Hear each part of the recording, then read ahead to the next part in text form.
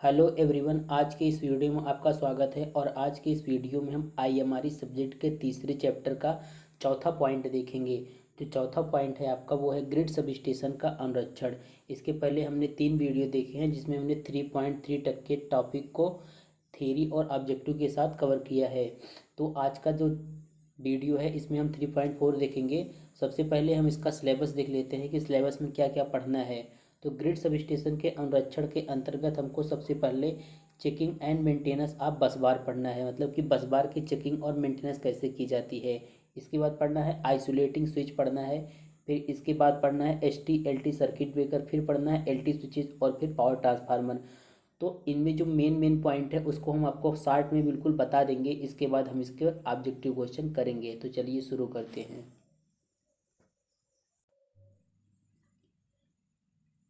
तो हमको सबसे पहले जो समझना है वो समझना है कि व्हाट इज बस बार इन सब स्टेशन। तो इस जो चैप्टर का नाम है ग्रिड सब स्टेशन, इसके अंतर्गत हमको ग्रिड सब स्टेशन सबसे पहले समझते हैं कि ग्रिड सब स्टेशन क्या होता है। देखिए, एक ग्रिड सब स्टेशन जो होता है ऐसा सब स्टेशन होता है। मान लीजिए कि ये ग्रिड सब स्टेशन है, ठीक है। एग्जाम्पल के लिए मान लीजिए ग्रिड सब स्टेशन है। तो ग्रिड सब स्टेशन एक ऐसा सब स्टेशन होता है वहाँ पर जो ट्रांसमिशन वोल्टेज आता है। मान लीजिए यहाँ से क्या आ रहा है, ट्रांसमिशन वोल्टेज आ रहा है। तो जो ट्रांसमिशन वोल्टेज जो होता है उसको 3 फेज ट्रांसफार्मर के द्वारा क्या करते हैं। मान लीजिए जैसे एक यह ग्रिड ग्रिड सब स्टेशन है और यहाँ से थ्री फेज संचरण लाइन वोल्टेज जो है आ रहा है। तो ग्रिड सब स्टेशन में इसको क्या करेंगे, 3 फेज ट्रांसफार्मर के द्वारा इसको या तो स्टेप अप करेंगे या तो स्टेप डाउन करेंगे। मतलब ये हम सामान्य शब्दों में कह सकते हैं ग्रिड सब स्टेशन एक ऐसा सब स्टेशन होता है जहाँ पर संचरण वोल्टेज जो होता है उसको क्या करते हैं, ट्रांसफार्मर के द्वारा स्टेप अप क्या स्टेप डाउन करते हैं। फिर यहाँ से जब या स्टेप अप या स्टेप डाउन कर लेंगे तो हमको जहाँ पर भेजना होगा वहाँ पर इसको भेज देंगे। तो यही ग्रिड सब स्टेशन होता है। इसमें इसके बाद हमको समझना है कि बस बार क्या होता है, सब स्टेशन में बस बार क्या होता है। तो समझते हैं। देखिए, बस बार जो होता है, देखिए an electrical bus bar is defined as a conductor or a group of conductor used for collecting electric power from the incoming feeder and distribute them to the outgoing feeder. कहने का मतलब जो बस बार होता है एक कंडक्टर का group होता है जो क्या करता है इलेक्ट्रिक पावर को, जैसे मान लीजिए, देखिए एक मान लीजिए से एक बस बार है, ठीक है। अब यहाँ से क्या हो रहा है, इनकमिंग आ रहा है लाइट, इनकमिंग मान लीजिए आ रहा है यहाँ से।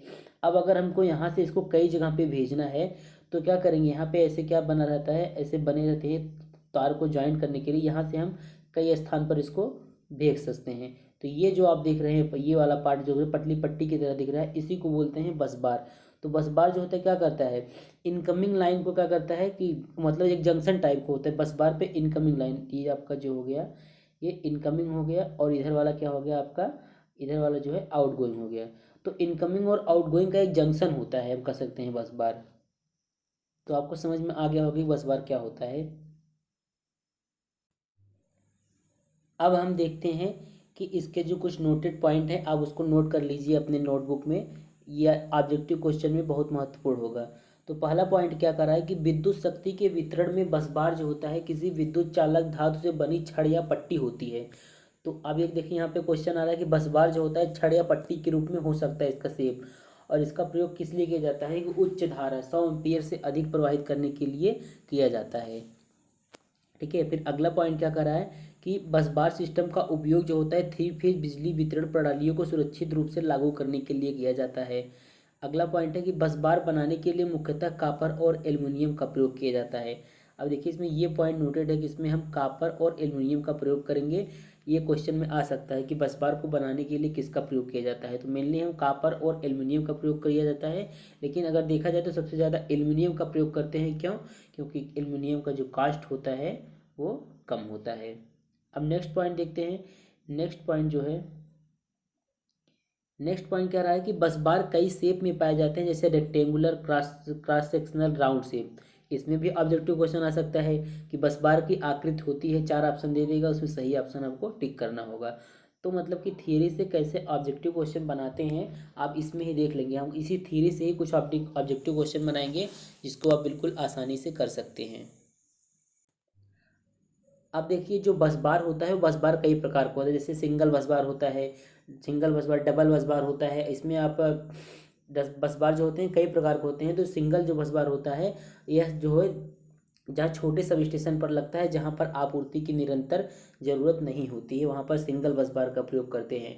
इसको अगर आप डिटेल पढ़ना चाहें तो फोर्थ सेमेस्टर की बुक से आप सब स्टेशन चैप्टर को पढ़ सकते हैं। उसमें डिटेल में दिया गया है कि सिंगल बस बार और जो बस बार होते हैं वो सब क्या हैं। अब यहाँ पे आप बस बार का एक इमेज देख सकते हैं किस प्रकार। देखिए यहाँ पे देखिए बस बार का प्रयोग क्यों कर, जैसे मान लीजिए आपका एक वायर आ रहा है। अब इसी वायर से मान लीजिए ये सिंगल दिखाया गया है लेकिन ये 3 फेज होता है। अब अगर यहाँ से हमको 3 जगह लाइन भेजना है तो आप यहाँ पे क्या करेंगे, तार यहाँ से निकालेंगे, एक यहाँ ले जाएंगे, एक यहाँ 3 जगह। लेकिन यहाँ पे क्या पड़ जाएगा, गांठ पड़ जाएगा, या फिर इसमें शॉर्ट सर्किट भी हो सकता है। मतलब कई प्रकार की दिक्कतें इसमें आ सकती हैं। इसलिए क्या करते हैं हम बस बार का प्रयोग करते हैं, इसमें कोई दिक्कत नहीं आता है। इसलिए देखिए यहाँ पे इनकमिंग लाइन और ये आउटगोइंग लाइन, ये आपका क्या हो गया, ये इनकमिंग हो गया, ये आउटगोइंग हो गया, एक पॉइंट पे मिल रहे हैं। और ये कंडक्टर जो है बना किससे है, एल्युमिनियम या कॉपर से बनाया जाता है। तो आपको उम्मीद है थोड़ा बहुत समझ में आ गया होगा कि बस बार क्या होता है। अब हम अपने ऑब्जेक्टिव क्वेश्चन के देखते हैं, और ऑब्जेक्टिव क्वेश्चन के बीच में ही कुछ रिमेंबर पॉइंट नोट किए गए हैं, उसको आप अपने नोटबुक में लिख लीजिए। अब हम पहला पॉइंट देखते हैं कि पहला पॉइंट क्या कह रहा है। पहला पॉइंट है कि निम्नलिखित में से किस सेक्शन को बस बार के लिए एम्प्लॉयड किया जा सकता है। तो इस क्वेश्चन के 4 ऑप्शन दिए गए हैं। तो जो पहला ऑप्शन है वो है बार्स, फिर rods, tubes, any of above. मतलब कि बस बार के लिए हम कौन से सेक्शन का उपयोग कर सकते हैं, बार से छड़ का उपयोग कर सकते हैं, रॉड का, ट्यूब का, एनी ऑफ अबव। तो आपको बता दें कि जो आपका बस बार होता है वो कई शेप में पाया जाता है। तो इसके लिए हम बार का भी प्रयोग कर सकते हैं, रॉड का भी और ट्यूब का भी। इसलिए इसमें ऑप्शन जो सही है आपका चौथा ऑप्शन सही है। अब हम अपना नेक्स्ट क्वेश्चन देखते हैं। नेक्स्ट क्वेश्चन क्या कर रहा है कि ए बस बार इज रेटेड बाय, बस बार मतलब रेटेड किस में रेटेड होता है, करंट में केवल, पहला ऑप्शन, दूसरा ऑप्शन वोल्टेज में केवल, और तीसरा ऑप्शन है करंट, वोल्टेज और फ्रीक्वेंसी, और चौथा ऑप्शन है current, voltage, frequency and short circuit current. तो इस क्वेश्चन का जो सही आंसर है वो चौथा ऑप्शन इसमें सही है। बस बार को रेटेड किया जाता है करंट, वोल्टेज, फ्रीक्वेंसी और शॉर्ट सर्किट करंट में। अब हम अपना अगला क्वेश्चन देखते हैं। अगला क्वेश्चन क्या कह रहा है कि बस बार के लिए प्रयुक्त किया जाने वाला मटेरियल होना चाहिए। इस क्वेश्चन के भी 4 ऑप्शन दिए गए हैं। पहला ऑप्शन है लो रजिस्टिविटी, दूसरा है लो कास्ट, फिर तीसरा है हाई सॉफ्टनिंग टेम्परेचर, और चौथा है ऑल ऑफ एबव। एक बार क्वेश्चन फिर से देखते हैं कि बस बार के लिए प्रयुक्त किया जाने मटेरियल होना चाहिए। मटेरियल कैसा होना चाहिए, लो रजिस्टिविटी का होना चाहिए, कि लो कास्ट का, हाई सॉफ्टनिंग टेम्परेचर का, ऑल ऑफ एबव। तो जो जो बस बार होता है उसका मटेरियल जो होना चाहिए उसका प्रतिरोध कम होना चाहिए। इसमें से तीनों ऑप्शन सही है, और चौथा ऑप्शन है ऑल ऑफ एबव। तो इसमें से आपका चौथा ऑप्शन सही है। अब हम अपना नेक्स्ट क्वेश्चन देखते हैं। नेक्स्ट क्वेश्चन क्या कह रहा है कि निम्नलिखित में से किस बस बार योजना की लागत सबसे कम है। कहने का मतलब है कौन सी बस बार स्कीम का जो कॉस्ट है वो सबसे कम होता है। पहला ऑप्शन है रिंग बस बार स्कीम, दूसरा है सिंगल बस बार स्कीम, तीसरा है ब्रेकर एंड हाफ स्कीम, चौथा है मेन एंड ट्रांसफर स्कीम। तो जो सबसे कम बस बार स्कीम होता है उसमें जो जिसमें सबसे कम लागत लगता है वो होता है सिंगल बस बार, क्योंकि सिंगल बस बार का प्रयोग छोटे सब स्टेशन में किया जाता है जहां पर लगातार सप्लाई की आवश्यकता नहीं होती है। अब हम अगला क्वेश्चन देखते हैं। अगला क्वेश्चन क्या कह रहा है कि निम्नलिखित में से किस कारण से एल्युमिनियम को बस बार सामग्री के रूप में अधिक प्रयोग किया जा रहा है। पहला है लो डेंसिटी, दूसरा है लो कास्ट, तीसरा है ईज ऑफ फैब्रिकेशन, चौथा है नन ऑफ एबव। कहने का मतलब जो बस बार बनता है वो कापर के बजाय एल्युमिनियम का उसका प्रयोग क्यों अधिक हो रहा है, कि उसकी कीमत अधिक है इसलिए, कि लो डेंसिटी का है इसलिए। तो आपको पहले ही बता दिए कि आजकल जो होता है बस बार को बनाने के लिए एल्युमिनियम का प्रयोग किया जा रहा है। क्यों, क्योंकि इसका कीमत जो होता है कापर की तुलना में कम होता है। तो इसमें दूसरा ऑप्शन आपका सही है। अब हम नेक्स्ट क्वेश्चन देखते हैं। नेक्स्ट क्वेश्चन क्या कर रहा है कि निम्नलिखित में से कौन सी बस बार स्कीम सबसे महंगी है। तो पहला ऑप्शन है डबल बस बार डबल ब्रेकर, दूसरा है रिंग बस बार स्कीम, तीसरा है सिंगल बस बार स्कीम, चौथा है मेन एंड ट्रांसफर स्कीम। तो सबसे महंगी महंगी बस बार स्कीम जो होती है वो है आपका डबल बस बार डबल ब्रेकर स्कीम, सबसे अधिक कीमती होता है। तो इसमें से पहला ऑप्शन आपका सही है। अब हम अगला क्वेश्चन देखते हैं। अगला क्वेश्चन क्या कह रहा है कि सिंगल बस बार व्यवस्था जो होती है is cheapest in initial as well as maintenance cost, मतलब यह सस्ता होता है और इसका अनुरक्षण कीमत भी कम होता है, पहला ऑप्शन है। दूसरा ऑप्शन कह रहा है कि provide simple operation and relying system.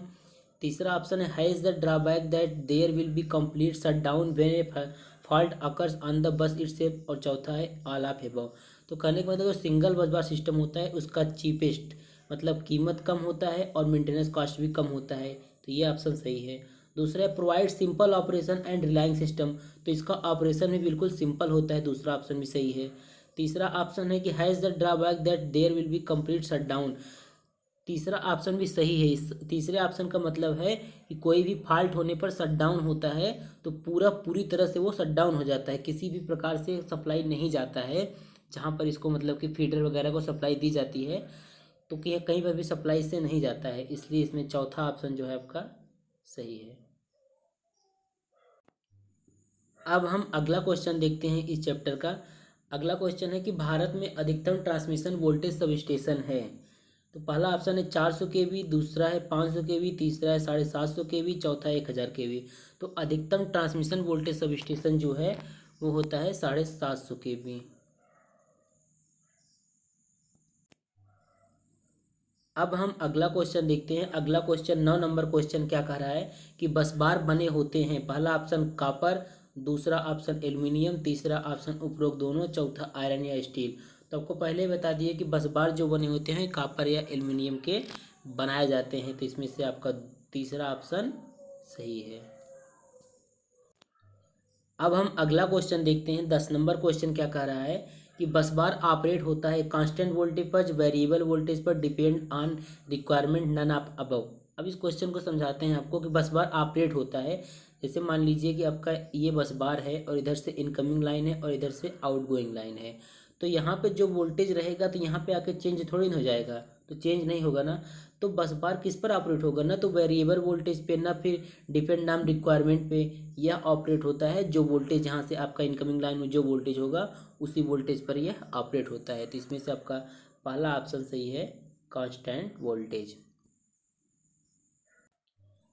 अब देखिए हमारा अगला क्वेश्चन है जो कि बहुत इजी है, ये भी थ्योरी में आपको बता दिए थे कि बस बार के क्रॉस सेक्शन की आकृति होती है rectangular, circulation, round, triangular, both 1 और 2।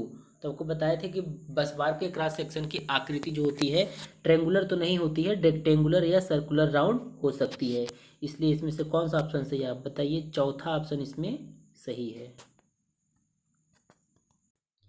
अब हम नेक्स्ट क्वेश्चन देखते हैं। अब बस बार से जो क्वेश्चन था वो खत्म हो चुका है। अब अगला जो क्वेश्चन है हमारा आइसोलेटिंग स्विच, जो आपका टॉपिक है ग्रिड सब स्टेशन में आइसोलेटिंग स्विच से है। तो 12 नंबर क्वेश्चन कर रहा है, यहाँ पे कुछ फिल करना है जो ब्लैंक है। तो कह रहा है कि is use to disconnect the system for maintenance and repair purpose, मतलब कि जब अनुरक्षण और रिपेयर का कार्य किया जाता है तो डिस्कनेक्ट सिस्टम को डिस्कनेक्ट करने के लिए क्या प्रयोग करते हैं। पहला है इंसुलेटर, दूसरा है आइसोलेटिंग स्विच, और तीसरा है बस बार, चौथा है नन ऑफ एबव। तो अगर आपने 4th सेमेस्टर में सब स्टेशन चैप्टर पढ़ा है तो आपको पता होगा आइसोलेशन स्विच का प्रयोग करते हैं जब अगर हमको मेंटेनेंस या रिपेयर का कोई भी कार्य करना होता है तो हम सर्किट सिस्टम को डिस्कनेक्ट करने के लिए आइसोलेटिंग स्विच का प्रयोग करते हैं, इसलिए इसमें आपका दूसरा ऑप्शन जो है सही है। अब देखिए हमारा अगला क्वेश्चन है 13 नंबर क्वेश्चन क्या करा है कि आइसोलेटर का प्रयोग होता है, इसके 4 ऑप्शन दिए गए हैं। पहला ऑप्शन है after circuit breaker in line, दूसरा ऑप्शन है before circuit breaker in line, तीसरा ऑप्शन है बोथ ए एंड बी, और चौथा है आफ्टर और बिफोर बस बार। तो जो आइसोलेटिंग स्विच होता है, यही क्वेश्चन है ना कि आइसोलेटर है, आइसोलेटर का जो प्रयोग होता है हम वो सर्किट ब्रेकर के बाद भी कर सकते हैं और सर्किट ब्रेकर के पहले भी कर सकते हैं, इसलिए इसमें आपका जो तीसरा क्वेश्चन है, तीसरा ऑप्शन है वो सही है। अब हम क्वेश्चन नंबर 14 देखते हैं क्या करा है। सबस्टेशन में पावर ट्रांसफार्मर का प्रयोग होता है आवृत्ति बदलने के लिए, वोल्टेज को स्टेप अप या स्टेप डाउन करने के लिए, पावर फैक्टर सुधारने के लिए, एसी को डीसी में बदलने के लिए। तो जो पावर ट्रांसफार्मर है उसका प्रयोग हम किस लिए करते हैं, वोल्टेज को एसी या डीसी, वोल्टेज को स्टेप अप या स्टेप डाउन करने के लिए। तो दूसरा ऑप्शन इसमें सही है। अब हमारा अगला क्वेश्चन है, अगला क्वेश्चन क्या कर रहा है 15 नंबर की कर रहा है कि कौन सा उपयंत्र ट्रांसफार्मर सब स्टेशन में प्रयोग किया जाता है। उपयंत्र ट्रांसफार्मर मतलब इंस्ट्रूमेंट ट्रांसफार्मर, सीटी है पहला ऑप्शन, दूसरा पीटी मतलब करंट ट्रांसफार्मर, पोटेंशियल ट्रांसफार्मर, और दो ऑप्शन जो है वो है बोथ 1 और 2, और चौथा इनमें से कोई नहीं। तो आपको पता है जो इंस्ट्रूमेंट ट्रांसफार्मर होता है वो दो प्रकार के होते हैं, पहला होता है सीटी और दूसरा होता है पीटी। तो इसमें से आपका सही ऑप्शन जो है वो तीसरा ऑप्शन सही है, बोथ 1 और 2। अब अगला क्वेश्चन जो है हमारा वो बस बार के मेंटेनेंस से रिलेटेड है। तो 16 नंबर क्वेश्चन जो है वो कह रहा है कि बस बार के अनुरक्षण में चेक किया जाता है, क्या चेक किया जाता है। पहला ऑप्शन है बस बार से जुड़े आइसोलेटर के टर्मिनल को, दूसरा है बस बार पर टेंशन को, तीसरा है बस बार के सर्किट ब्रेकर से कनेक्शन को, और चौथा है उपरोक्त सभी। तो जब बस बार का अनुरक्षण किया जाता है तो उससे बस बार से लगे आइसोलेटर को भी चेक करते हैं, और जो टेंशन लाइन गई होती है वो भी चेक किया जाता है, और बस बार से सर्किट ब्रेकर भी लगा होता है उसके कनेक्शन को भी चेक किया जाता है। इसलिए इसमें चौथा ऑप्शन सही है। अब देखिए इसमें एक क्वेश्चन और बन सकता है कि बस बार जो होता है, देखिए इन सबसे मतलब बस बार में ये सब कनेक्ट होते हैं, आइसोलेटर, टेंशन, सर्किट ब्रेकर, ये तीनों चीज़ें बस बार से क्या होती हैं, कनेक्ट होती हैं। अब हम अगला क्वेश्चन देखते हैं। अगला क्वेश्चन है 17 नंबर क्वेश्चन क्या कर रहा है कि आइसोलेटर क्यों लगाया जाता है। पहला ऑप्शन है सर्किट के एक हिस्से को दूसरे हिस्से से अलग करने के लिए, दूसरा है सर्किट ब्रेकर के विकल्प के रूप में, तीसरा है इसका उपयोग सर्किट ब्रेकर के दोनों ओर होता है, चौथा है दोनों एक और तीन। तो इसका जो मतलब क्या है कि आइसोलेटर हम क्यों लगाते हैं, आइसोलेटर ये लगाते हैं ना ताकि सर्किट के एक हिस्से को दूसरे हिस्से से अलग कर दें, और जो मेंटेनेंस या रिपेयर का वर्क है वो हम कर दें। तो आइसोलेटर का प्रयोग इसीलिए लगाया जाता है, आइसोलेटर का प्रयोग इसीलिए किया जाता है। तो इसमें आपका जो पहला ऑप्शन है वो सही है। अब हम नेक्स्ट क्वेश्चन देखते हैं। नेक्स्ट क्वेश्चन क्या करा है कि आइसोलेटर का उपयोग क्यों किया जाता है। पहला है ब्रेक एबनॉर्मल करंट, दूसरा है मेकिंग अंडर फॉल्ट कंडीशन, तीसरा है breaking the circuit under no load condition, चौथा है नन ऑफ एबव। तो आइसोलेटर का प्रयोग क्यों करते हैं हम, तो इसमें तीसरा ऑप्शन सही है कि breaking the circuit under no load condition. अब हम नेक्स्ट क्वेश्चन देखते हैं। अब हमारा अगला क्वेश्चन जो है वो आपके HT-LT सर्किट ब्रेकर से है, जो कि सब स्टेशन में प्रयोग किया जाता है। तो ये अगला क्वेश्चन है कि आयल सर्किट ब्रेकर में तेल का मुख्य उद्देश्य क्या होता है। तो जो आयल सर्किट ब्रेकर में आयल का प्रयोग करते हैं, आयल का सर्किट प्रयोग करते हैं, उसका काम क्या होता है, प्रोवाइडिंग इंसुलेशन, दूसरा है क्वेंचिंग आर्क, तीसरा है प्रोवाइड कूलिंग ऑफ कॉन्टैक्ट, चौथा है नन ऑफ एबव। तो आर्क को बुझाने के लिए ही आयल सर्किट ब्रेकर में आर्क का प्रयोग किया जाता है, उसके क्वेंचिंग के लिए। तो इसमें आपका दूसरा ऑप्शन जो है वो सही है।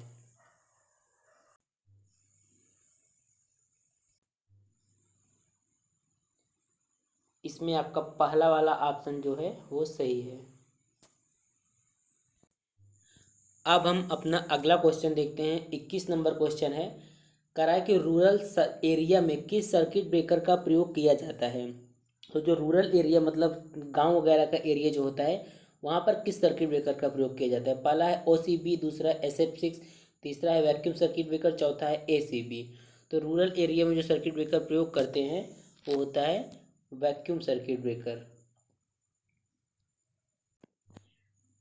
अब हम अगला क्वेश्चन देखते हैं। अगला क्वेश्चन है कि सबस्टेशन में बस बार को इनेमल पेंट या कोटिंग किया जाता है क्यों। जो सबस्टेशन जो बस बार प्रयोग किए जाते हैं कभी कभी उन्हें इनेमल पेंट या कोटिंग किया जाता है क्यों, क्योंकि to indicate difference phase in 3 phase system, दूसरा to indicate positive and negative in DC system, तीसरा बोथ 1 और 2, और चौथा है to reduce the effective cooling. कहने का मतलब है जो बस बार पर इनेमल पेंट किया जाता है वो अलग अलग फेस को दिखाने के लिए प्रयोग करते हैं या पॉजिटिव नेगेटिव दिखाने के लिए प्रयोग करते हैं।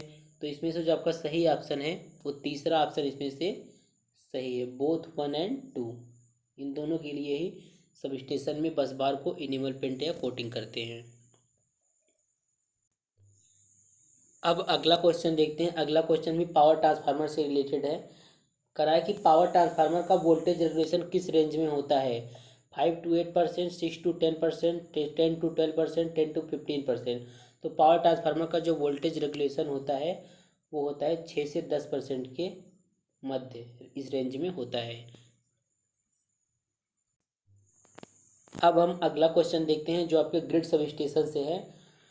तो वो अगला क्वेश्चन है कि primary grid type substation किस प्रकार का सब स्टेशन है? Step down type, step up type, distribution type, none of above. तो primary grid type substation जो होता है वो step up type substation होता है, इसलिए इसमें आपका दूसरा ऑप्शन सही है। अब इसका लास्ट क्वेश्चन आपके सामने है। लास्ट क्वेश्चन क्या करा है कि सब स्टेशन में आप देखे होंगे कि जो पत्थर उसके नीचे रहते हैं, तो सब स्टेशन में पत्थर क्यों प्रोवाइड किया जाता है? पहला ऑप्शन है तो मतलब प्लांट वगैरह को ग्रो करने से बचाने के लिए या और इंसुलेशन के लिए। दूसरा ऑप्शन है सपोर्ट पोल के सपोर्ट के लिए। तीसरा ऑप्शन है ट्रांसफार्मर के सपोर्ट के लिए। चौथा है टू अवॉइड द स्लिपरी, मतलब स्लिप से बचने के लिए। तो सब स्टेशन में पत्थर इसलिए प्रोवाइड किया जाता है ताकि वहाँ पे घास फूस ना उग पाए और उसका इंसुलेशन भी हो सके। तो इंसुलेशन और घास को न उगने के लिए क्या किया जाता है? सब स्टेशन में पत्थर का प्रयोग किया जाता है इसमें, इसलिए आपका पहला ऑप्शन जो है वो सही है। तो आज की इस वीडियो में इतना ही। अब जो आपका अगला वीडियो होगा वो होगा 3.4, शायद 3.4 होगा या फिर 3.5 होगा। जो भी हो अगला वीडियो लाएंगे तो उसमें आपको थ्योरी और ऑब्जेक्टिव बताएंगे। इस टॉपिक से, इस चैप्टर से जो था ये पॉइंट था आपका, इससे केवल इतना ही क्वेश्चन बना तो इतना ही बना दिया। और बाकी क्वेश्चन अगर आप खुद से बना के पढ़ सकते हैं तो ज़रूर ट्राई करें।